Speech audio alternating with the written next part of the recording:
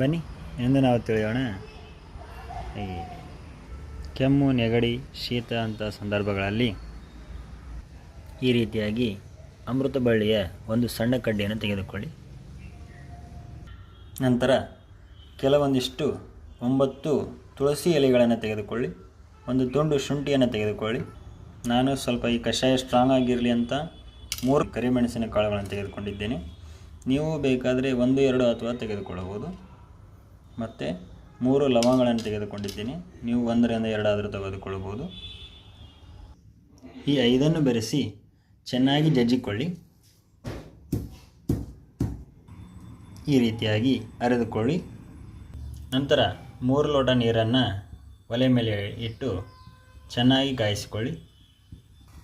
ಈ ರೀತಿಯಾಗಿ ಕಾಯುತ್ತಿರೋ ನೀರಿಗೆ ಅರೆದು ಪುಡಿ ಮಾಡಿಟ್ಟುಕೊಂಡಿರುವ ಈ ಮಿಶ್ರಣವನ್ನು ಬೆರೆಸಿ.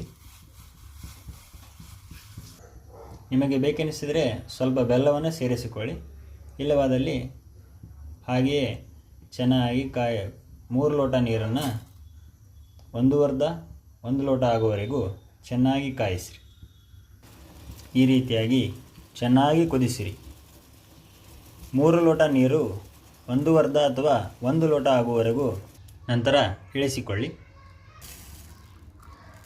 ಈ ರೀತಿಯಾಗಿ ಸೋಸಿ ಪ್ರತಿನಿತ್ಯ ಸೇವಿಸುವುದರಿಂದ ಕೆಮ್ಮು, ನೆಗಡಿ, ಶೀತ, ಜ್ವರ ಅಂಥ ಸಂದರ್ಭಗಳಲ್ಲಿ ಅತಿ ಹೆಚ್ಚು ಲಾಭದಾಯಕವಾಗಿರುತ್ತದೆ.